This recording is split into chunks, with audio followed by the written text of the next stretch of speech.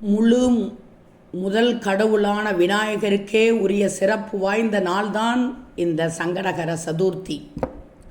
வழக்கம்போல் நீங்கள் இந்த சங்கடகர சதுர்த்தி திதியில் விநாயகரை எப்படி வழிபாடு செய்தீர்களோ அதை செய்து கொள்ளுங்கள். இன்று உங்களுடைய சங்கடங்கள் எல்லாம் நிச்சயம் தீரும். இதோடு சேர்த்து பின் செல்லக்கூடிய இந்த வழிபாட்டு முறையும் கொஞ்சம் பின்பற்றி பாருங்கள். பணம் சம்பாதிக்க திறமையே இல்லாதவர்கள், இருந்த பணத்தை எல்லாம் அடுத்தவர்களை நம்பி ஏமாந்தவர்கள், அதிகமாக கடன் வாங்கி கஷ்டப்படுபவர்கள், அதிகமாக கடன் கொடுத்து கஷ்டப்படுபவர்கள் எல்லோருக்குமே இந்த ஆன்மீகம் சார்ந்த பரிகாரம் கைமேல் ஒரு பலனை கொடுக்கும். புதன்கிழமை சங்கடகர சதுர்த்தி வழிபாடு. புத்திகாரகன் புதன். இவன் சரியாக வேலை செய்தால்தான் திறமையாக எல்லா வேலையிலும் செயல்பட முடியும்.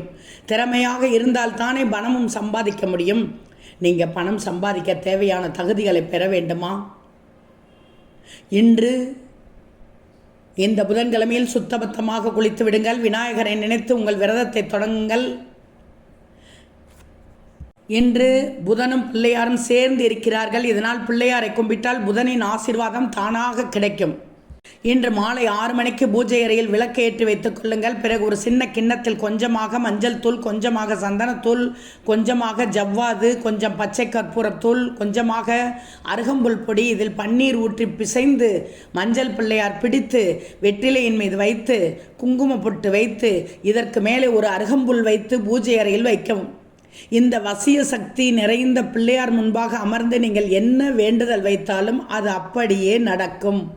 குறிப்பாக பணம் சம்பந்தப்பட்ட விஷயத்தில் ஏதேனும் பிரச்சனை இருந்தால் விநாயகரிடம் அந்த பிரச்சனைகளை முறையிடுங்கள். திறமையாக செயல்பட முடியாதவர்கள் உங்களுடைய திறமையை வளர்த்து கொள்ள வேண்டும் என்றும் பிரார்த்தனை செய்து கொள்ளுங்கள். எப்படியாவது கஷ்டப்பட்டு பணம் சம்பாதிக்கணும், எப்படியாவது கஷ்டப்பட்டு வாழ்க்கையில் முன்னேறிவிடணும் என்ற மனதார வேண்டிக் கொண்டால் உங்களுடைய வேண்டுதலை இந்த விநாயகப் பெருமான் அப்படியே நிறைவேற்றி வைப்பார். இந்த மஞ்சள் பிள்ளையாருக்கு அத்தனை வசியத்தன்மை உண்டு. விநாயகருக்கு உங்களால் முடிந்த ஏதாவது ஒரு நைவேத்தியம் செய்து இந்த வழிபாட்டை செய்யுங்கள்.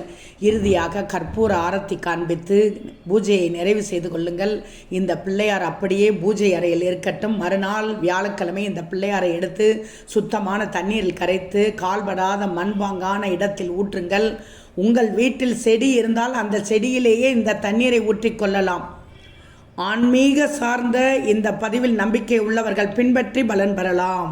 மஞ்சள் தூள், சந்தனத்தூள், ஜவ்வாது, பச்சை கற்பூரத்தூள், அருகம்புல் படி, பன்னீர் ஊற்றி பிசைந்து மஞ்சள் பிள்ளையார் பிடித்து வெற்றிலையின் மீது குங்குமப்பட்டு வைத்து இதற்கு மேலே ஒரு அருகம்புல் வைத்து பூஜை அறையில் வைக்கவும்.